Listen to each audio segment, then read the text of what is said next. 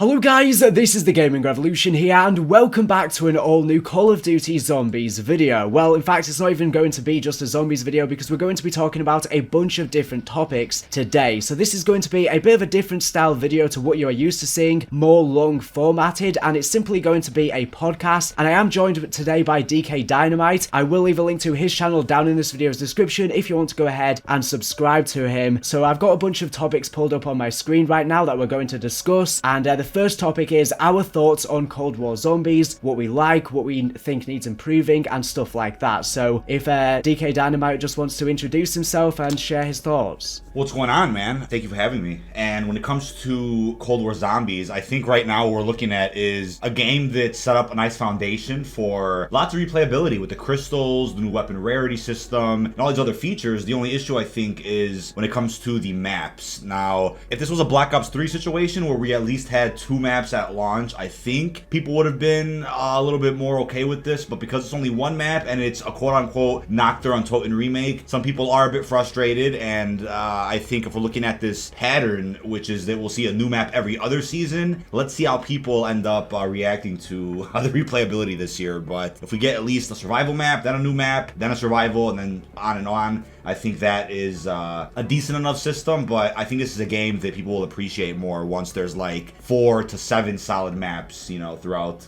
all of Zombies. Yeah, I completely agree. I think they've done a great job this year with improving the core gameplay, but it is lacking quite a bit of content, so we can probably only truly assess how good the game is once we've gotten all of the DLC maps. It's going to take quite some time. But anyways, we do have a sponsor for today's episode, so I'm going to play it for you guys right now, and then we'll come back to share our thoughts in a second.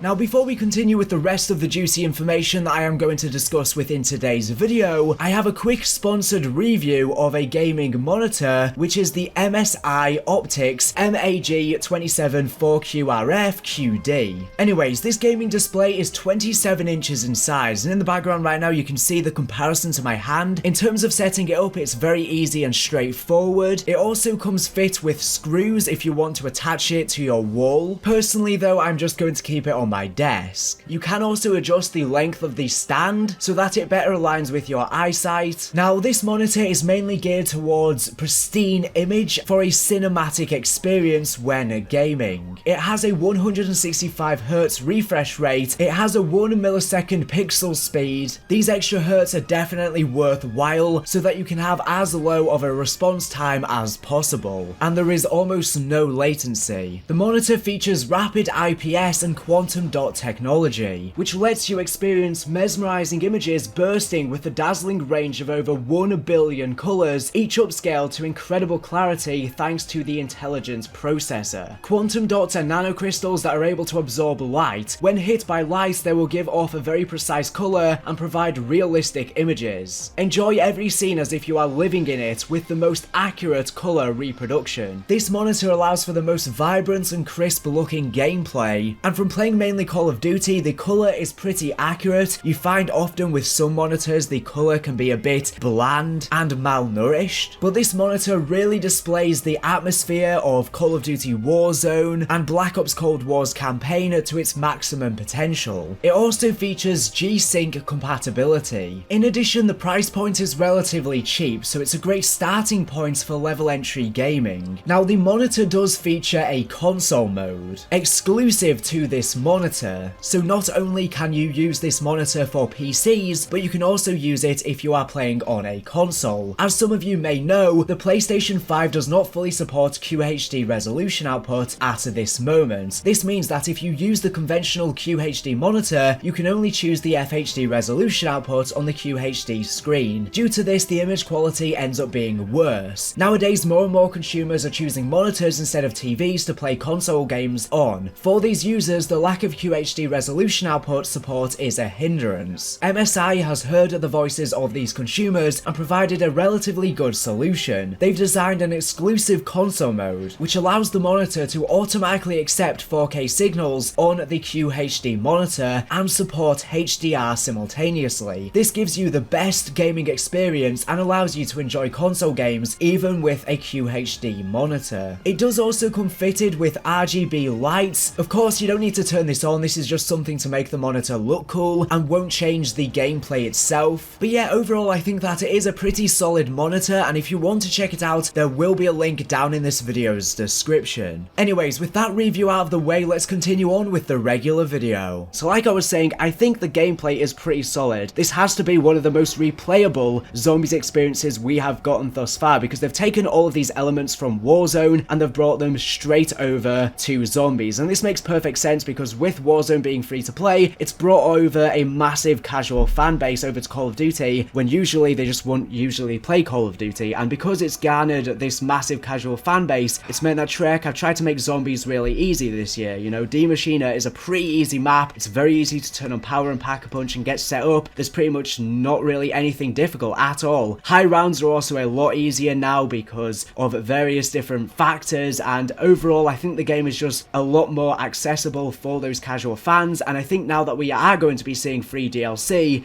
it's going to mean that people aren't restricted, because typically the casual fans, they might play the on-disc zombies experience, but they wouldn't ever bother playing the DLC. Well, now that they're free, they don't have to pay anything, so, you know, those casual fans will probably check out all of the DLC. The only issue is we will be waiting a while for DLC. DLC 1 is likely to be, obviously, the Vietnam Zombies map in the Khe-Sanh Combat Base, Firebase Z, or whatever it ends up being called, and that's probably going to release during February, so it is going to be a little while away. But I think the zombies community is kind of in a bit of a bubble where we want all of this content and stuff like that, but I think that obviously the majority of the fans are just casual fans, and they don't crave content as much as us. They don't need it as desperately. You know, they're fine with what we have right now, because the casual fans are playing everything. They're probably busy still playing Warzone and the other aspects of the game, whereas I think people that just play zombies, you know, get easily disappointed because their expectations are too high and they want too much. I'll also say something that I wasn't able to really wrap my tongue around and how to explain was what the issue has been with zombies, right? I don't play zombies full time, but I do notice zombies hasn't been on this epic, so to speak, type of scale since Black Ops 3, where you really feel that rich atmosphere, you feel these new areas, you get these crazy high-budget cutscenes. We haven't really had that. I mean, Blood of the Dead is an exception because they had a great cutscene and all that, but zombies hasn't had that epic feel in quite some time, and a lot of people always are saying, you know, we can't really explain why zombies doesn't feel the same. It feels a bit cheap, it feels cartoony, it feels, you know, rushed or whatnot, and I think that's those are valid arguments, but I think for the most part, it's just the feel of the maps, right? Die Maschine, I think, plays really well. I love the side Easter eggs, you know, the ones that we do have at least. The main Easter egg is really simple to do. It's easy for a casual to hop on, like you said, and play some zombies after, you know, having played Warzone. But it just doesn't have this rich atmosphere that we've been lacking for quite some time. I think DLC maps could easily fix this, but I don't know. It's just, it's something that I think a better way to put it almost is that Warzone is the focus right now. I mean, that's where the money is. So you can clearly see that's where their focus is. But in terms of how zombies can get some more love, I think it'll just take some time after what happened in Black Ops 4. A lot of people disrespected the game. They didn't give it a chance. Disrespected developers. People got blacklisted. I mean, a lot happened during Black Ops 4 that I think fundamentally changed how zombies will be supported going forward. That's what I think. Yeah, I completely agree, and I think that, you know, it's good that they are taking a lot of Warzone features and putting them in zombies, because it probably saves development time, because they can just, you know, take features from it, mash it into zombies, and I'm sure it's just a lot easier for them to do. And now that the operators don't really talk much, they don't really have to waste a lot of money on, you know, these expensive actors. And yeah, I'm assuming we're probably still going to play it as the operators within all of the DLC. And while I don't particularly like this, I wish we had more character dialogue. It makes sense because they're now just trying to focus more on gameplay, and the storyline is now all going to be inside of the intel, which I think is fine. I just wish the intel was a bit more easily accessible. It's a bit of a grind to get them all done. There's a bit of RNG involved as well, and I do like how they have pretty much all of the storyline within the intel and bits in the Easter egg too. I do hope that within the future DLC maps we do see ending cutscenes, but I wouldn't be surprised if we don't and we just exfil at the end of every single map, apart from maybe DLC 4, to be honest. And while that is a bit annoying, I can definitely see how not many people actually complete the Easter egg. It's something like 0.01% of the players who play the map actually complete the Easter eggs. So Treyarch probably think, we're putting all of this budget into these ending cutscenes, and then not many people are actually seeing it in game. But the counter argument to that would be is obviously everyone reposts the ending cutscenes on YouTube, and they get millions upon millions upon millions of views. I think someone uploaded all of the cutscenes and it has like 8 million views, and they only posted it like a year ago. So at the same time, although they might not be seeing it in game, the casual fans are seeing the cutscene. They're just not playing it to see it. They're seeing it on YouTube and other social media sites. So that's still promotion for the game. People are still following the storyline, even if they are not completing the Easter egg themselves. They're still interested in it. But I don't know how Treyarch make these decisions. At the end of the day, custom mappers have been able to create ending cutscenes in no time, and if they're able to do that with little resources, with 2 or 3 man teams, then surely Treyarch with a bunch more people could have something. But maybe their focus is just going to be these intro cutscenes. So I think the way they're probably going to do cutscenes, and I don't know if this is true, but they might have one cutscene per season, because it seems like we might be seeing a new map every other season or something like that. And if that is the case, then what if we get a new cutscene every season? That could make up for it. We could get, a cutscene with Season 1, even if we only get new modes, and obviously we're going to be seeing the Christmas modes and stuff like that, but we won't be seeing new maps. And so I don't know. I think I don't know how you feel about it, but I think right now with how it's looking, it almost appears like we won't get an ending cutscene for the foreseeable future. I think we could see them, but at the same time, it's like at least we'll get intro cutscenes, and I think I like your idea about one every season. I mean, we didn't get one this time, but I don't know how you feel. I feel like right now it's a bit too soon to see another zombies map with Season 1. I mean, we're still, are we still less than a month? Yeah, I think we're still less than 1 month since the release of the game.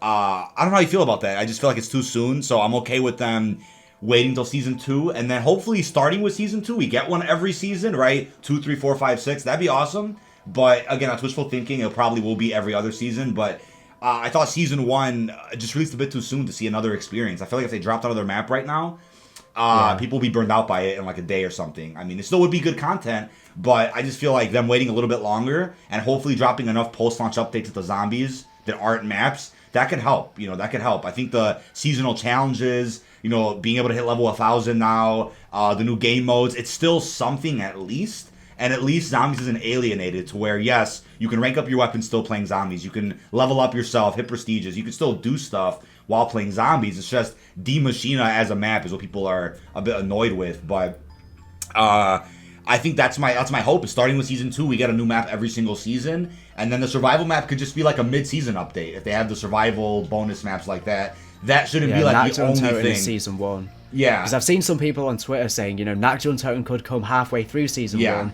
And maybe it will, but I don't think it is going to, because surely it would be on the roadmap. Right, because the roadmaps in Modern Warfare, everything was on the roadmap, and then when you had like Season 6 Reloaded or whatever, the other half of the content that hadn't released on the roadmap ended up dropping. And there's already stuff on there for mid-season updates, so why would Nakjun Totem not be there? I mean, that's the cranked mode for zombies, which, by the way, I thought was really shocking because we've heard about other things, and I'm like, cranked him out of nowhere. I love that mode in Ghost. How that'll play in zombies is interesting. Well, I have actually seen images of that, so like that's what that was. Some people sent me, that. Some people sent me images, and I thought it was the Outbreak mode. Yeah, but apparently it's of the cranked mode. So basically, what are your thoughts though? Because it's a limited time game mode. I swear, where did it say? See, I read that. I know I read the holiday one is limited, but I can't believe cranked. That doesn't make sense. They're both limited time modes. It makes sense with Christmas because obviously Christmas isn't going to be around all year, and also I think the Christmas mode isn't really going to be. I think it's not going to be like a proper new mode. I think it's still going to be survival, but there's going to be extra additions with the 100%, presents you can open and the stockings and the snowmen. But it's just going to be basically an extra addition or, like an extra layers to the regular survival mode. So it makes sense that is, limited. But cranks should be there all the time. I'm assuming they're going to cycle it in and out, so they'll probably take it out and then bring it back in at some other point. With crossplay, I'm like, why? There's enough players to go around to just keep extra modes. Like Black Ops 4, I can see that being a problem where it's like, player base sucks, cycle in modes or something, and they still kept Russian Gauntlet in there all year long. They never moved anything. Is it supposed to be only multiplayer? Like, you can play it on solo, right? So it doesn't make any sense why it would be a limited mode. Yeah, a limited time mode. That's funny because if you look at that, right, they're gonna get rid of it after season 1? Who knows? That means honestly, no other platform. It might be like a few weeks and then it disappears. Oh yeah, no, it might even be you know, do you remember there's a mode in Blackout? It was called not Pandemic, Bounty Hunter. How long was Warzone Zombies here?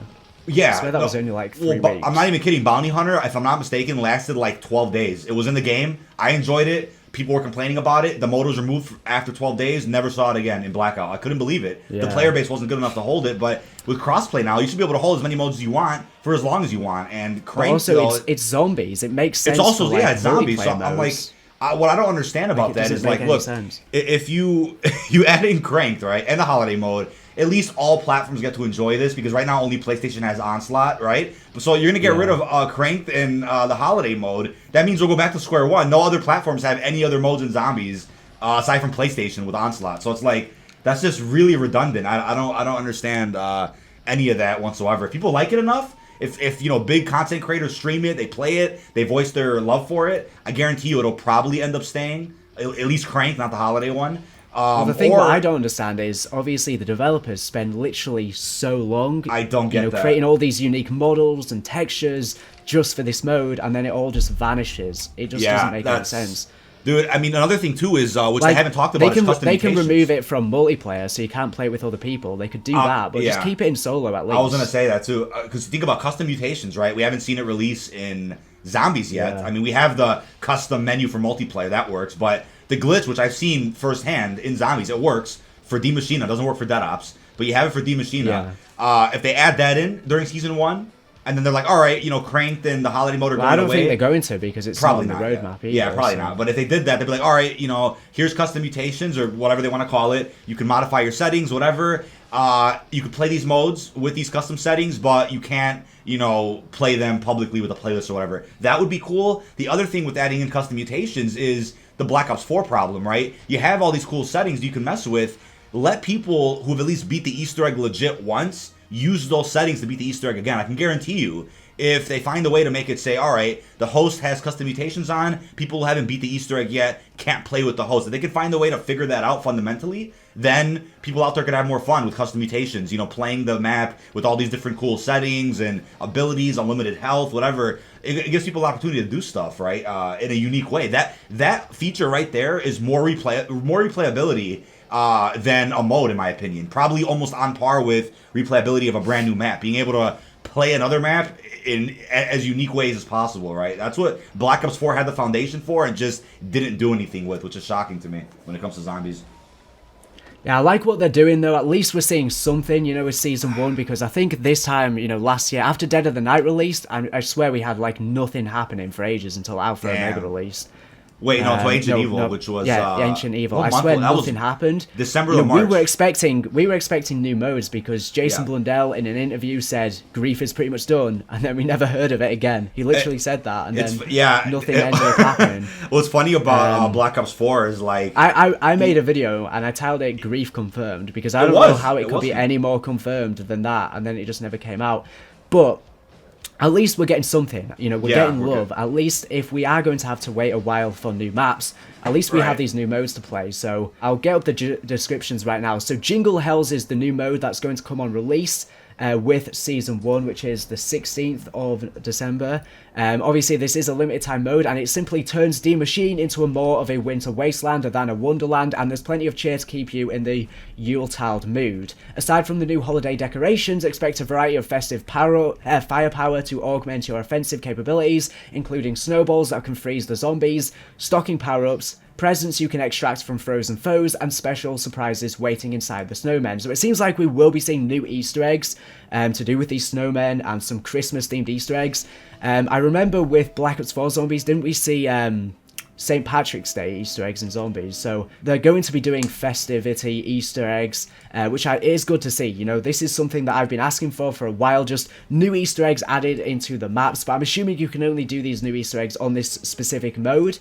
And yeah, it's going to be interesting to see what D Machine looks like reskinned. And in terms of Cranked, this seems like it's a bit of a mixture between Cranked from Muliplayer and a bit kind of like Rush in a way, and this will be coming in season, we don't know when, and this is once again another limited time mode, so you have to keep one eye on the countdown timer and the other on your zombie killing. Spend too long without an undead takedown and you will explode. There's no time to lose as your survival depends on frantic, terror-filled takedowns, where the only respite is the Cranked power-up, granting a breather before the carnage continues. So that's pretty much all of the content we're seeing in Season 1, where we will also be seeing a Christmas version of Onslaught. I have no idea what that is. They've said it's going to be a bit different, so I'm assuming they'll just be like presents and extra stuff that you can get. I think the presents will just give you weapons, so maybe that's going to be another way to make, you know, Onslaught a bit easier. Maybe you can get Pack-a-Punch weapons from them as well, because Onslaught needs Pack-a-Punch weapons, and maybe that is what this is going to be. I hope so. But this mode is only for PlayStation as well, so I don't know why they're bringing a new variation of a mode we already have, and it's also exclusive to PlayStation. It seems a bit odd, but you know, at least we're going to have the season challenges and stuff we can do in Zombies. There's going to be 20 new season challenges for Zombies with exclusive calling cards and 20 for multiplayer. But I guess it's a good time to transition over to the next topic, which is our thoughts on the DLC maps in Cold War Zombies and potential remakes. So obviously, in the D Machine intro cutscene, Gregory Weaver looks at various different computer screens. I've made so many videos about this already, so you probably already know this information, but obviously it seems like DLC 1, like I was saying earlier, is going to be the Khe-Sanh combat base in Vietnam, and then for another DLC, we're going to see Mount Yamantau in the Ural Mountains in Russia. We visit here in the campaign and Black Ops 1's campaign, and we will also be seeing a Berlin Zombies map that is also heavily rumoured to have Kino der Toten within it, because the Berlin TV tower, which is located right outside of Kino der Toten, is marked with a red dot on the Berlin computer screen in the menu for Cold War Zombies, which leads us to believe that yes, this new Berlin map might actually contain Kino der Toten within it. And yeah, what are your thoughts on potential remakes? I guess they're not proper remakes since it's only going to be a small part of the map. I personally don't have really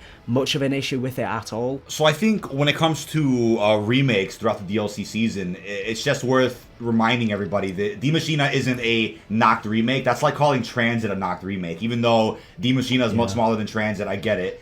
But when you look at it, right, I'm okay with having a brand new map like Firebase Z in Vietnam, right? And then the Pack-a-Punch location happens to be, you know, the swamp from Shinonuma. Big deal, right? It's not like it's just Shinonuma. We saw quite a bit of Firebase Z from the campaign, so we could presume that a majority of that area will be a playable Zombies map, which is all new, but somehow Shinonuma could be incorporated in that. You know, with Berlin, we can easily see a part of the Kino Theater, maybe Pack-a-Punch, maybe something, and then the rest of the map is, you know, outside of that, on the main street, where that famous building is, which has been hinted at through the map over on Multiplayer, or the main menu, I should say. And then with the Ural Mountains, that's one that I'm a bit iffy on. Like, I don't know how they can play that out, but I think Mount Yamantau / WMD / Summit, something around those maps could easily be turned into a Zombies experience, which again, you could say is a remake, but it's still something new that Zombies hasn't seen before. So I'm willing to give this a chance and be optimistic about it. I also think there's a really solid chance that once year 1 is over of Black Ops Cold War, we could definitely see like a year 2, a proper year 2, where Modern Warfare 2 comes out, you know, brand new campaign, brand new multiplayer, Warzone still getting updated, but then when it comes to Zombies, I mean, unless Infinity Ward does Zombies, which I hope they don't, I think Treyarch could still drop, you know, occasional Zombies experiences, remakes, whatever, during that year, right? Then they could do proper remakes during a year 2, whereas year 1 right now, they'll do brand new maps, like the Machina, that just happen to have areas of old maps. I think it's worth remembering, too, that, again, Zombies doesn't have that spotlight that it once did. It doesn't have that focus, the budget. I mean, they're still putting in quite a bit of work into it, which I really appreciate, but people just have to accept and move on, right? You gotta realize that Warzone's the focus now. Battle Royale's popular. That's where the money is. They haven't forgot about Zombies, but they're updating it accordingly, not updating it, you know, on the same scale we might want. But even if it's not on the same scale that we all want, it's still by far getting more updates than we were getting in Black Ops 4 and even Black Ops 3, right? They had beautiful maps, great updates. This game is already... Factions are coming. Yeah, factions are going to come.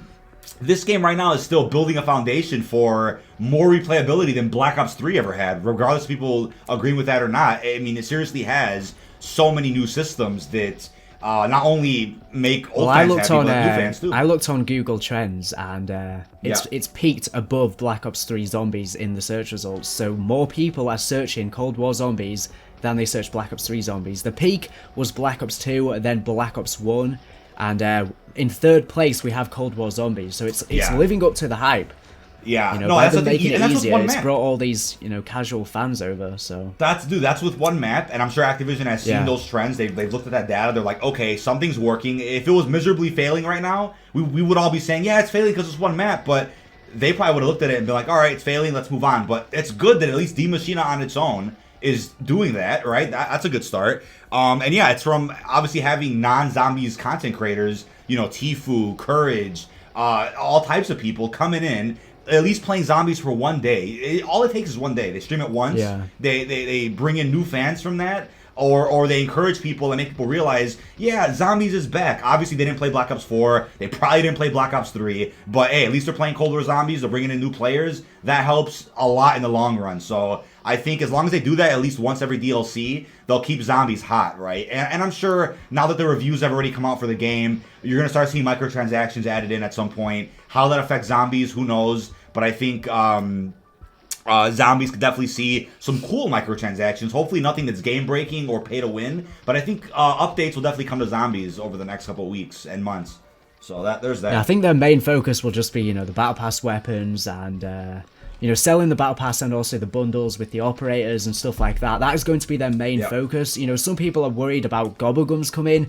There's no way now Gobblegums are coming to the game because they're in the campaign, but that's just like a little Easter egg / a reused asset. I'm sure it's not meaning anything more than that. After all, it's in the campaign. That has nothing really, well, it's kind of has stuff to do with zombies, but, you know, it's not the direct focus or the direct link, really.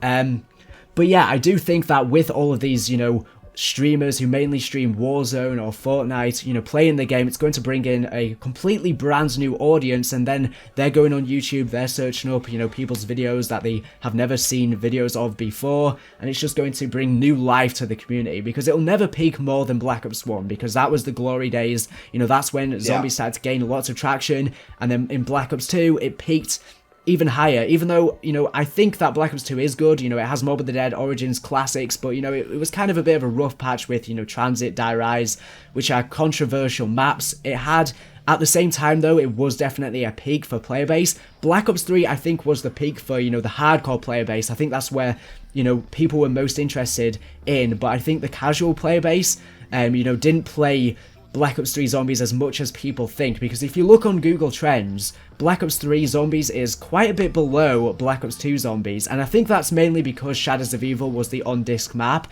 I think they definitely would have benefited by having an easier map on launch. I guess they had the Giant, but, you know, you had to buy the Season Pass to get that, or a hardened edition of the game, so that was restricted content, and that's the good thing about Cold War Zombies with free DLC. Everyone's going to be able to play every map, and also Die Maschine is such an easy map. It means that some of the later DLCs might be a bit harder. They might be better suited for, you know, the hardcore fans, but those casual fans, they still can just play Die Maschine. But I am hoping with the DLC, obviously, Die Maschine isn't a very unique location. The atmosphere is kind of bland. The Dark Ether is cool, but I'm hoping with the DLC we see some more unique locations. If we are going to be heading to Vietnam, it'll be kind of like Shinonuma or Shangri-La. We obviously headed to the Kaisan combat base in Black Ops 1's campaign and the SOG mission, so it'll probably resemble that. But I feel like that'll be a more unique or a more interesting location than Die Maschine. I always like jungle maps, and, you know, I like the atmosphere. You know, you'll be able to hear all of the animals chirping about and stuff like that. And I think there's going to be monkeys on the map as well. You know, there's lots of evidence for that. There's an image of a monkey found in the files of the game. We have the ghost monkeys in the Dark Ether on Die Maschine. There's also, you know, a giant monkey or a gorilla on the graffiti on Die Maschine. So I'm sure that's probably going to be what we'll see on the Vietnam map, and I think that's probably going to be that's the DLC which I am most excited for, to be honest, and it is DLC 1, so that's the map they need to smash out of the park. At the same time, I am hyped for the Berlin map, because I think it's going to be pretty similar to the atmosphere from the Brick in the Wall Berlin campaign mission. I think it's going to be quite similar. Now, that was a rainy map. It kind of resembles atmosphere-wise. It's kind of similar to Shadows of Evil, so it might have a similar vibe, unless it is going to be set at a different time of day. You know, it would be cool if it was set at night. You know, they could have all the neon lights, you know, lighting up the map, making it look cool. In terms of the Euro Mountains map, Mount Yamantau, I think it's literally just going to be straight from the campaign, to be honest. And that's a cool location as well. Yeah, I think it's going to be exactly the same, because from the intel it talks about the bunker that we obviously visit within that mission, so at least the bunker is definitely going to be the same. We might be able to explore some further areas and stuff like that, but you know, they pretty much have the quick point before I forget though. Another thing with new players coming in to play zombies, one thing that I found really interesting was they put the cool looking dark matter into zombies, whereas the average one is in multiplayer. I wonder if they did that intentionally, though. Dude, I was almost going to say, I'm like, there's no way they didn't, because I swear to God, if they would have put the other one in zombies, people would have been flipping.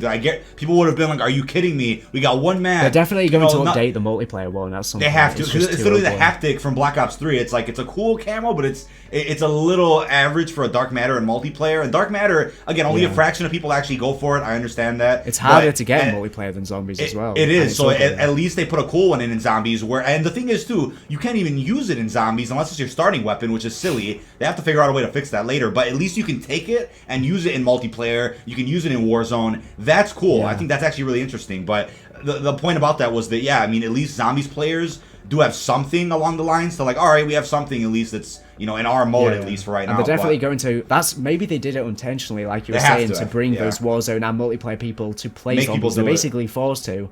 Yeah, and then after another couple weeks, they'll end up buffing the multiplayer one. They could even change it entirely, dude. They could even, because there's bugs right now with people not unlocking it, people unlocking it too early. That thing's a mess, so hopefully they'll fix that. But to your point too, I guarantee there's a bunch of kids who play Warzone that will see someone else with that camera and 100%. Like, what is this? They don't even know what Cold War is. Yeah, and then someone will tell them, and they might purchase it. Something I just thought of on the fly too. There's a sale going on until January something. I think I saw that. Yeah. And I was like, wait a second. I think it's 33% off. Is that PC only? That's PC only, right? I don't know, but I heard about the sale, and somebody was like, oh, does that mean the game's flopping? I'm like, no. This is the smart thing, right? The sale, I think, just started. Before Christmas, so this will be... it's before Christmas. Season 1 comes out, which means you have the Warzone integration. So what that means is, like, not only is it a good holiday gift, but it's going... the sale lasts beyond New Year's. So what that means is people who are just playing Rebirth, right, who have Warzone by itself... Let's say they didn't even buy Modern Warfare. They just have Warzone. They play it every day. They're going to play Rebirth, like some of the Black Ops Cold War assets. They're going to say, you know what? I want to buy this game. They're going to see a sale and be like, holy crap, it's a steal, right? So it's really smart business on Activision's end. Even if it's just PC, there's still a solid player base on PC that'll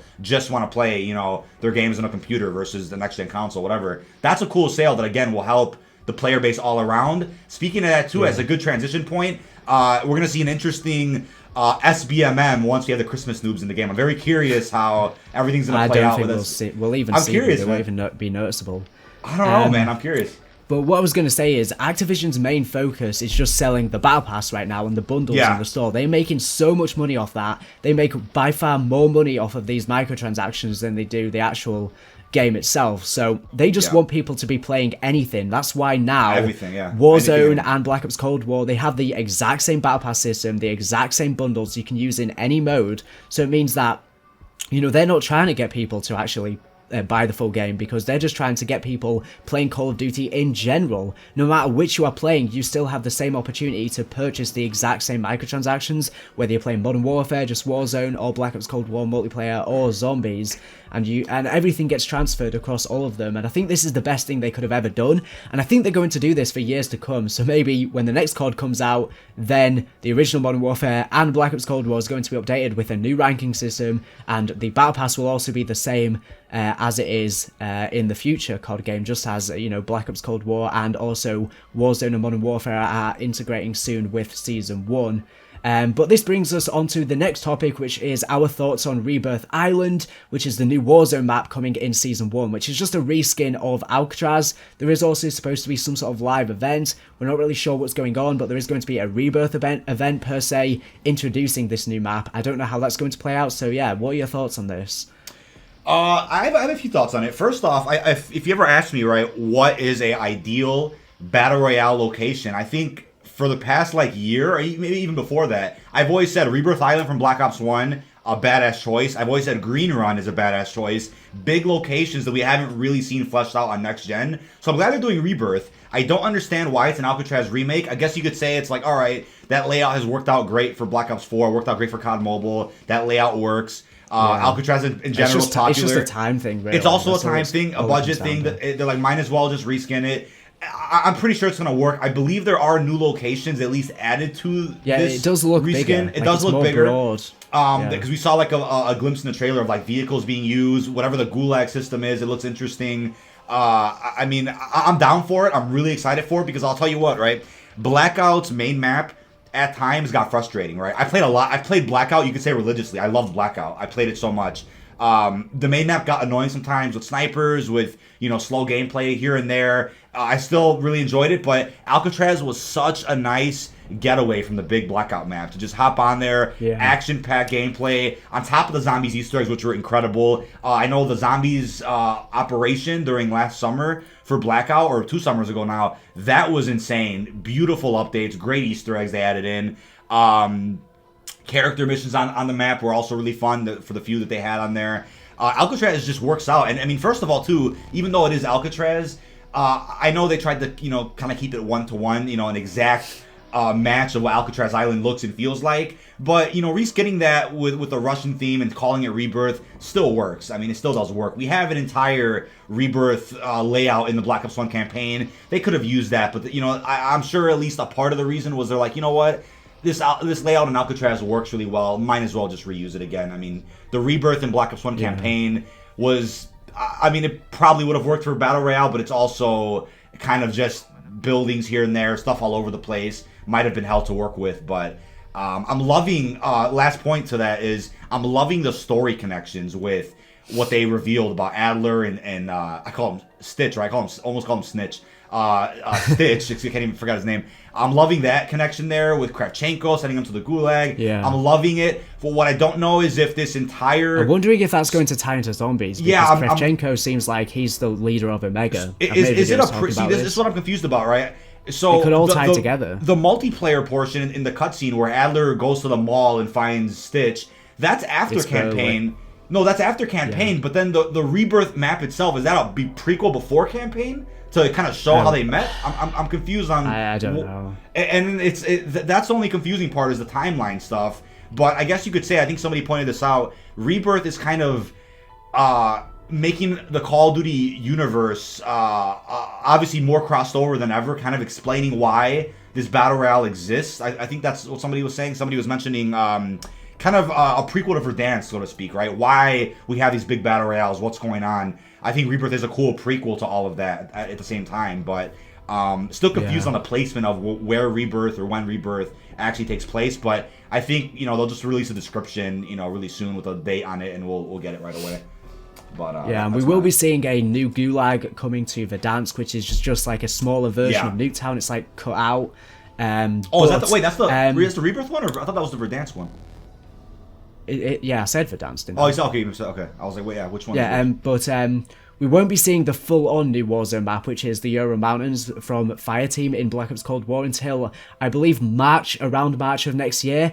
And I think, you know, this new Rebirth map is going to get a lot of people playing, but because we've already played it before in Blackout, well, at the same time, I'm sure a lot of new Warzone players never played Blackout, so, you know, they probably won't get bored of it fast, but, you know, I definitely reckon some people who did play Blackout, you know, people might get a bit bored of it fast because it is just a small map. It's just like an extra thing. It's not meant to replace Verdansk. Right, it's just an extra mode, basically. Dude, so many people have this confused, though. Everybody's like, why does the new Warzone map look so small? I'm like, first of all, if you said that, you didn't play COD Mobile or Black Ops 4, that's fine. Yeah. Another point is... Yeah, I think people have forgotten because we've only heard about it through leaks. Is like, the real new Warzone map isn't until next year. I mean, if you've played Fireteam, you know that's the new Warzone map. Yeah, like, you just know it is. Right. I mean, it's the same thing. Ground War for Modern Warfare. They just mashed all that together, made Verdansk. It worked fine. Great use of resources. People are like, oh, but it's reused assets. It's copy paste. That is the best way to do it. For example, right, Buried in Blackout. We thought that was going to lead to the Buried remake. You know, Inside Info was saying that. That is another example of you make something and you have multiple uses for it. You make a new multiplayer map, you take portions of it and make gunfight maps, 2v2. Great use of that's what they're resources. doing. They're doing that right now. I think they're doing that perfectly inside of the game. Because, you know, they're taking spots from the campaign, turning them into gunfight maps. And they've also taken the multiplayer maps and turned them into the Onslaught Zombies mode. Somebody found I forgot which campaign campaign mission it was. I think it's the one that's in Cuba. There is a campaign mission that somebody somehow got out of the map, glitched something, and they found this entire area that's not even playable, or I don't even think visible in the campaign. It's a part of the mission where it's this beautiful area that's laid out. There's support beams there. You can walk and everything on it. It's very clearly going to be a gunfight map, and I'm like, that's interesting how they were making the campaign, and they have other stuff being worked on. You can't even see that they're eventually going to take and throw it into multiplayer. That's a great use of time and resources, man. That's the best way you can go about a lot of this shit, I think, is just I think getting stuff in advance. That's why for the zombies maps we're going to be seeing, as I was saying, I think, you know, we're going to be seeing Firebase C, which is, you know, basically reusing assets from the K-San combat base from Black Ops 1, and also Firebase Ripcord from Black Ops Cold War's campaign. Then we have the Berlin map, which I'm assuming is going to reuse assets from the Berlin campaign mission. And then we also have Mount Yamantau, once again reusing stuff from the campaign. So it's good that they're trying to put, you know, multiple uses to things, and I think this is the best way to go about it. I do think we need more survival maps though, so the next thing I want to talk about is how to make zombies more replayable, because right now I think it's at its peak in terms of replayability. However, you have to consider that people have been playing zombies for over 10 years now, so although it might be at its most replayable, it doesn't change the fact that people have been playing it for so long, and it, you know, it needs to go above and beyond what it is already doing. Even if it's making it more replayable, I'm sure people who have never played zombies before are going to absolutely love it because it's completely brand new to them, but it's still very familiar for people who have been playing zombies for, you know, 10 plus years. And these new challenges are great, but at the end of the day, without new maps and stuff like that, what are we supposed to do? You can only play D Machina, you know, a handful of times. You can only, you know, beat each of the Onslaught maps once, and then what do, you know? And I think the Christmas event is going to be fun and stuff like that, but at the end of the day, what next? You know, we're just constantly going to be waiting for the next map. You know, as soon as D Machine released, I felt like after a few days, people were already asking for the next map. After the Easter egg was beat, you know, it was pretty short, pretty simple, which I understand why they did that, and, you know, for those new players to make it easier to do. I do wish we had a boss fight, though, so I'm hoping in the DLC we get some boss fights. I always make this point. I'm making this point since Black Ops 4. The new model with Call of Duty, like you were saying, is like they don't even want you to buy the full game. I mean, it's encouraged. They give you the deals, the sales. Well, they want you to buy the game, making but it, you know, a game as a service. Yeah, game as a service. Regular updates. Yeah, it's that, and it's also a thing where I say it's also meant for you to play the game in its entirety if you do own the full game. Black Ops 4, best example of that. They want you to play Blackout. They also want you to play multiplayer. They want you to play zombies. It's not like back, you know, even though in Black Ops 3 where it felt like you could play just one mode and you were fine with it. Now, for whatever reason, it almost feels like, even with the Battle Pass, it still feels like you could, you know, or I'm sorry, even with the Battle Pass, it still feels like they want you to play everything in the game, right? Whereas back then, it was like, yeah, you could just focus on one thing and be fine with it. Now, people that do that are just zombies or just multiplayer, they're feeling this burnout. They're feeling this frustration. Maybe it's because they've been playing for so many years. They're like, yeah, time to move on, or yeah, I'm getting bored of it. Maybe it's that, but for the most part, it doesn't seem like they're putting enough into one mode. I mean, Warzone probably is an exception, but at least multiplayer and zombies, it doesn't seem like there's enough into each one of those to be like, yeah, I'm cool with just this. Now it's like they need a separate development team for each mode, because basically they have all these different developers, but they're working on like everything. Literally, Treyarch, Infinity Ward, Raven, they're all working on pretty much almost every aspect of the game, even if they don't want you to know it. And, you know, I'm sure it's difficult for them to, you know, decide who does what and how many developers and how much budget they have for each mode. And, you know, it probably gets a bit messy. And I think that's why we see that Muliplayer, although it's getting a lot of content for Season 1, at the end of the day, it's only 2 6v6 maps. And that's what most people Modern Warfare play. Season 1 was the same thing, though. There was, I think, 3, if I'm not mistaken, it was like 3 or something, 3 maps. I mean, and there were remakes, I can't too. remember. And I swear there were remakes, too. So I'm like, I mean, regardless, though, I think the point is, if they would have dropped Black Ops Cold War with all the Season 1 content, 2 things. Yeah. One, I think it's overwhelming as hell. I think that's way too much for launch, at least. Everyone's like, no, the more the merrier. Black Ops 4 released also with an overwhelming amount of content. It didn't work out that great. We didn't have to wait long. It's only been, what, like a month since launch? And it's only been 3 weeks. Yeah, so, and with that, too, the second point is, like, if they would have dropped everything on launch, everything we're seeing in Season 1, it was all there on launch, then when would the next update have been? Would it have been later? Would it have been too far away? So I'm happy that, right, we got 3 solid weeks in, which I think if you have a life outside of this game, I think that's enough content if you play everything. If you were just on one mode, you were, religiously playing it for 40 hours, and then you unlocked everything, I get how you would have been bored already. But people like us, most people out there, we have lives outside of the game. So I think it's been enough content up until this point. Season 1 is coming out at a great time. It would have actually came out yesterday, but it's, got delayed a couple days, which is fine. So I think, 3 weeks in, we got a brand new season already. Insane amount of content. By far the biggest roadmap we've ever seen for a COD update. I think this is fine. I think it's totally fine. I know Zombies kind of got the short end of the stick for the most part, but still, great updates all across the board. Seasonal challenges, weekly challenges. You can hit level 1,000 now. Most people who do just play COD, even if they have a life outside of it, should have been able to hit level 100 by now, which is Prestige 3. So that's totally fine. I mean, for example, I played Campaign first, then Zombies, and by the time I was done with, both of those modes, I was already like level, I don't know, what was it, Prestige something, 2 or something, and I went to multiplayer for the first time, I already had all the guns unlocked. It felt great. I'm loving the unification. I think it's a great step up. Modern Warfare definitely moved the series in the right direction in a couple of ways, but also created some controversy too, which we're still feeling with Black Ops Cold War, which I think you have written down here. The multiplayer side of things, that's a side of the community that is definitely, I think, gotten... It's in a bit of a toxic position. It's in a toxic position. I mean, it was toxic already, but Modern Warfare moved it to a new level of toxicity, and Black Ops Cold War is doubling down on that, which you can take it away with that. It's definitely a controversial one, to say the least. So yeah, obviously recently there's been a lot of drama in the multiplayer community with skill-based matchmaking and stuff like that. Obviously people hate skill-based matchmaking, and I see this kind of like a small portion of the community on Twitter always, back up skill-based matchmaking, just saying people just want to play noob people every single game. That's not what it's about. The thing is with skill-based matchmaking is that it basically makes every game feel almost the same. It makes it feel very monotonous because even if you are improving at the game, so are your opponents. And when your opponents are improving at the same rate that you are improving, it just makes every game feel the same because you are not noticing you actually improving because your enemies are improving as well. So you just get stuck in this constant loop. And I think what people enjoyed about Call of Duty before is you got a good mixture of, sometimes you would have, a god lobby where you're playing a bunch of easy people, but sometimes, or most of the time, you'll be playing an average lobby, and then sometimes you'll be playing a really hard lobby, and you would get a mixture of everything, whereas right now, you kind of just get, pretty much your skill level. Every game, more or less, is, you've got to really try to get that win or whatever. And I do think that obviously there are benefits for this. There's a reason Activision are doing it, because it keeps, the average playtime up by a ton, because all of these casual players who play, they usually don't play the game much at all. But they might hop off and never play the game again if they just get absolutely wrecked when they first try and play. But at the end of the day, we all had to put up with this when we first started playing Call of Duty. Now, there was a developer from Treyarch who claimed that all Call of Duties have had skill-based matchmaking in since, Black Ops 2?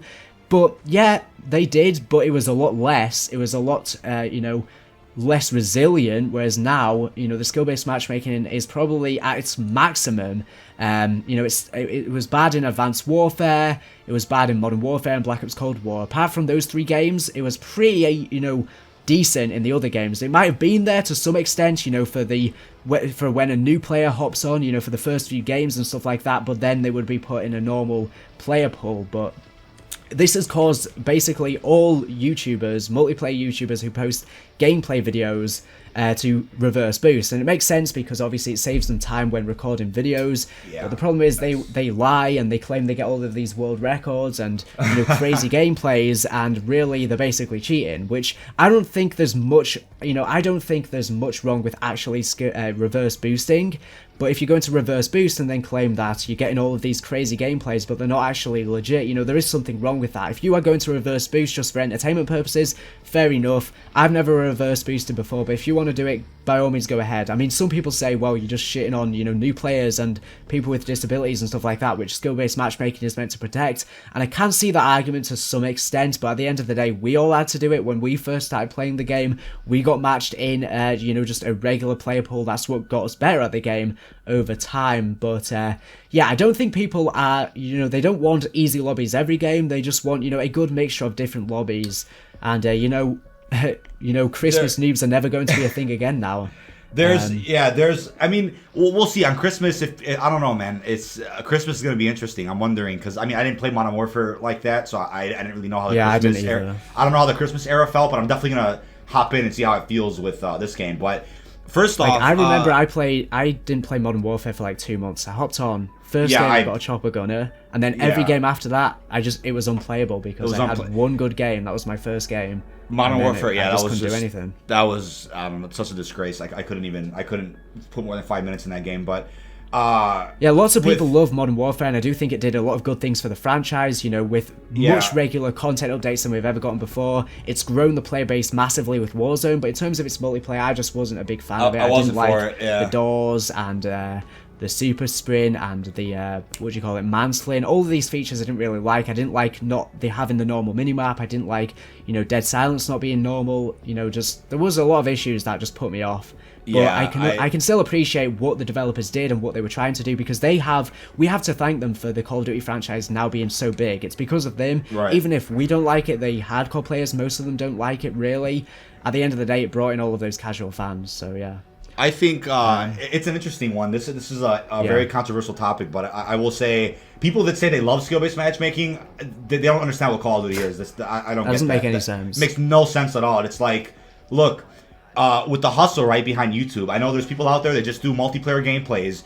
People should at least acknowledge that if they're getting knife-only nukes in Modern Warfare, Black Ops Cold War, you know they're reverse boosting. I mean, reverse boosting's been around for so long. I was probably like 12 years old when I first heard the term. I'm 21 now, so I've been hearing that term for so long. It's existed forever. I know that literally, I mean, I want to say almost all multiplayer YouTubers that just do multiplayer gameplays, of course they reverse boost. So I really don't care. Them lying about it, that's something silly because it's like you can pull their stats up and you'll see clearly they're reverse boosting, having thousands of deaths. Like, how do you explain that? Why lie about it? What is there to hide? Well, they just most of them just join, you know, another account. That's that too. Reverse boost on. That too. There's multiple methods. Too. Yeah, there's so many methods to it, but at the same time, too, it's like, now that it's been revealed what the method is, which a lot of people already knew what the method was anyway, but now that it's been revealed, you already see people getting banned for doing it. So now, I guess it's gotten more attention. Apparently, according to long sensation on Twitter, everyone's going to be getting banned soon, so I don't know what's going to happen if they ban all the reverse boosters. Suddenly all these guys' gameplays are going to be awful.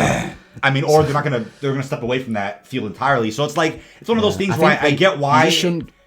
Yeah, what I was going to say is you shouldn't base your whole channel around, you know, just doing gameplay. You need to do all this stuff. That too, man. Never put all your eggs in one basket. You never know when stuff falls apart. But with the multiplayer side, it's like a part of me saying this.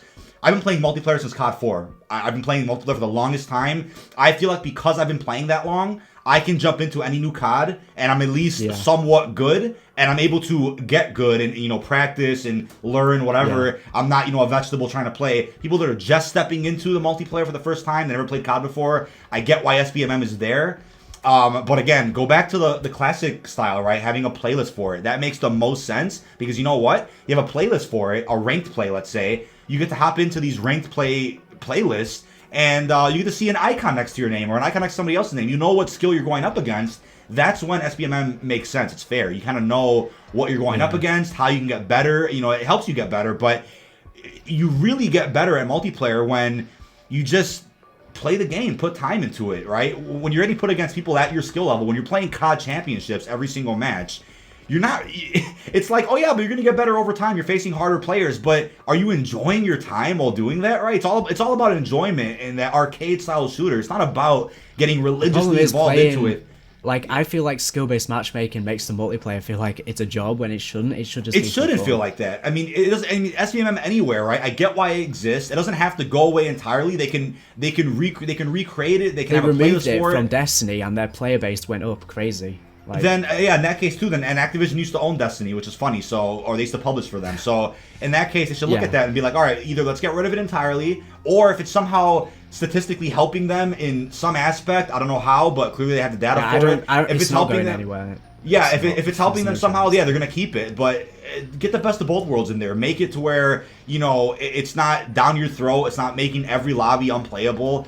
I don't know, man. A part of me is like, yeah, let's tone it down a bit. Let's make it fair, because COD multiplayer has never been about that. But another part of me is also saying, like, all right, let's not recreate multiplayer from the ground up just because of the multiplayer YouTubers, right? Less than 1% of people that need their gameplays. Let's come in between. Let's meet halfway. Let's figure out a way where everybody could be happy, and then we'll go from there. And I'm sure they could work something out. But the fact they haven't even acknowledged it makes me feel like it's going to be another one of those things like factions or whatever stuff in Black Ops 4 that was confirmed or mentioned but never released. It's one of those things where it's like legally they don't have to say anything, so ethically it looks wrong, but legally they can't get in trouble for it. It's just something that's there. They've even proved, my last point on this, they've even proved that it's not even skill-based matchmaking anymore. People have, tested this. It's more of performance-based matchmaking, where if you buy stuff from the shop, you get better lobbies. If you move a certain way, you get better lobbies. It's performance-based, not even skill-based. Drifter tweeted that in Modern Warfare, the skill-based matchmaking, because they're doing testing right now. Drifter, Exclusive Ace, and J-God, and Sour.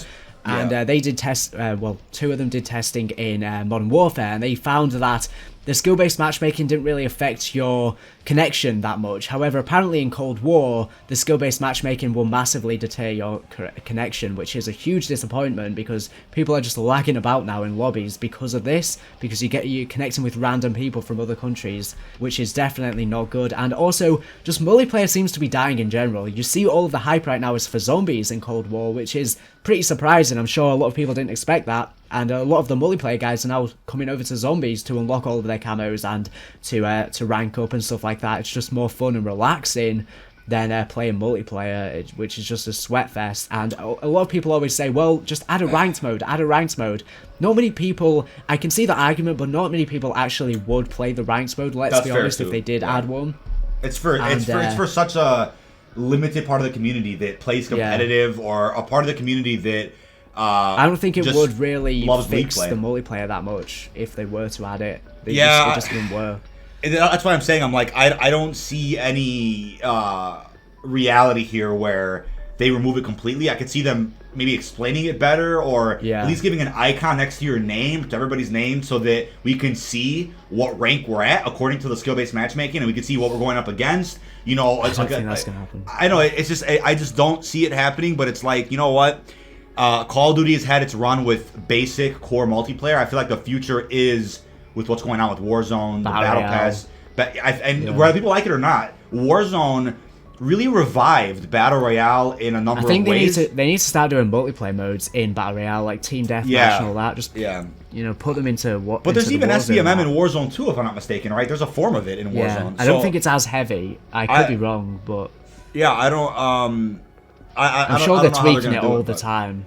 But I don't see them ever even acknowledging it, to be honest with you. I'd be shocked if one day we get a statement from like the Activision. I'm sure a lot of the developers themselves don't like it. I mean, the annoying thing is that either Infinity Ward or Activision lied, because Infinity Ward told the YouTubers and the influencers when they got to play Warzone early, there was no skill-based matchmaking. Then there is. Obviously, it then released, and there was. So either Infinity Ward were lied to by Activision, or Infinity Ward knowingly lied to the people. And the thing is, up until recently, the developers would never even admit to skill-based matchmaking. It's only recently that they've been mentioning it. And I don't know. It's just I can't probably believe going to update their terms of service, because Advanced Warfare in their terms of service said you couldn't reverse boost, but it's not actually in the terms of service for Modern Warfare. Yeah, so I mean, or Black Ops Cold War, so they might change the terms of service so loads of people start getting banned. I don't know. I don't know how we got to this point, but in terms of multiplayer, if all these YouTubers can't reverse boost, it's going to cause more uproar, and also all of those videos are free advertisement for the game, so if those don't exist anymore... I think about that too, right? They don't have their 1 million view supply drop videos anymore, so that was all they had. They were multiplayer only. I mean, Drifter and Exclusive Ace, they don't really do gameplay like that. They're more of analysis and stats, and they have their niche. That's right? more interesting. That's more interesting. But you have the people that do like the crazy nukes, and oh my god, I went flawless. I got 3 nukes with a knife like that. that content's over. I mean, if they start getting banned, which it's like, you know what, everything comes to an end. They might just have to keep having new accounts, or they find a different method. That's so fucked, man. I mean, Dark Matter and all that camel grinding. That's what they did in Advanced Warfare, because you would get banned in Advanced Warfare, but people would just create a new account. I remember even Ali A got banned for it, and he didn't admit to it until like years later. He made a whole video saying he got banned, and he had no idea why, and then like 3 years later he admitted to it in like a podcast or something. I think it's either they figure out a new type of content or somehow just keep making accounts. I mean, that's sadly what is gonna have to happen. But at the same time too, it's like with multiplayer, it'll be sad to just see the toxicity levels rise because the lobbies just don't get any better. But again, somehow this is benefiting them. There is some statistic that says skill-based matchmaking is helping quote-unquote new players have a chance, but it's like, is it really though? Because I don't see very few people saying, yeah, I'm a new player, skill-based matchmaking is helping me. I feel like if a new player gets one good gameplay, they're gonna start getting tougher lobbies. It just keeps getting tougher. Whereas back then, it's like, if you're good, you're good. You know, if you get your ass kicked, right, then learn how to get better. Learn why you got your ass kicked, right? Learn new classes. Learn how to play maps better. Learn OBJ. Well, I think the community in general is just getting better because we've been playing for so long. And also, there's loads of YouTubers now with tips. So, you know, if you just go onto YouTube, you can just follow those videos. That's such an important point, too, because I've always said, I'm like, you know what? Everybody's gotten to a game where shit just goes south, and it's just because people are getting better. The Call of Duty community has grown so much. Multiplayer is getting harder, and that's something to realize. We can't always blame SPMM on a bad game here and there. If it's consistent, both, really. It's a mixture of both. But if you play like 7 games in a row and every single one of them are bad, it's like, all right, yeah, SPMM could have played a part. But if you have like 3-sided gameplays, 2 decent ones and then 1 crap one, you just got in a tough lobby, right? That's kind of what it is. But at the same time, too, this whole notion of SPMM, you know, it's almost like they're looking at it and they're like, you know what? Everybody's a winner. Everybody gets a participation medal. Let's make sure that nobody is feeling alienated. But that's how it was back then with COD multiplayer. So why change it now? It's like people still bought the game, you know. It's ever since Fortnite released, because Fortnite has it, and Fortnite's definitely Activision have been trying to replicate everything that Fortnite has been doing with Battle Royale, with the bundles in the store. But the thing is, it's worked. So I guess they have the statistics we don't have that's showing, this stuff is working. But yeah, multiplayer does seem to be dying. I guess mainly, as we're saying, their focus is going to be Warzone. They're treating it like a yearly release though, so we will see, as we're saying, a new Warzone map, the Euro Mountains, from the Fire teams in around March. So that's around a year after it released. So basically every single year we'll probably see, you know, a big overhaul to Warzone as if it's its own new game. We will also be seeing a next-gen update for PS5 and Xbox Series X for Warzone on consoles. I don't know when that's going to come. Maybe sometime during Season 1, or maybe we will have to wait until March as well. I do think that new map could definitely change things up. I don't know if Verdansk is going to get removed when we get this new map, or we can still play Verdansk, Rebirth, and also the Euro Mountains map. That's going to be a lot of content, so I wonder if they might just have Rebirth for, you know, a short time period. Yeah, I think that's pretty much going to wrap up this this podcast here today. Hopefully you have enjoyed it. We've discussed a lot. I'm sure we could probably go on for another few hours, but I don't know how many people will sit through all of that. I want to give a huge thank you to DK for recording this with me and sharing our thoughts. Hopefully you've enjoyed this discussion between the two. If you've enjoyed it, make sure to check out his channel. It will be linked down below. And I also want to give a huge thank you to MSI, who have sponsored today's video. If you want to check out the monitor, it will be linked in this video's description, like I said earlier. And yeah, any closing statements? If you want to see this more often, let us know, whether on Twitter or on YouTube, and maybe we can make this type of series or in a live format. We've talked about doing a podcast for quite some time, just haven't had a chance to really organize things. And yeah, plenty of content coming with Season 1. I'm doing some countdown streams, lots of other content that you guys should enjoy. And if you want to see more collabs, let us know. Thanks for having me, man. For sure. I mean, I would definitely do this super regularly. It's just hard to find the time because there's so much COD news all the time. It's hard to sit down and find the time when everyone's available, especially probably if I were to do this as a regular thing. I would have, you know, 1 or 2 other people to share, you know, altering opinions and get more discussion going. But yeah, this is kind of just a one-off, as he just said. If you want to see this again, let me know in the comment section down below. But anyways, thank you for watching, and I guess I'll see you in the next video.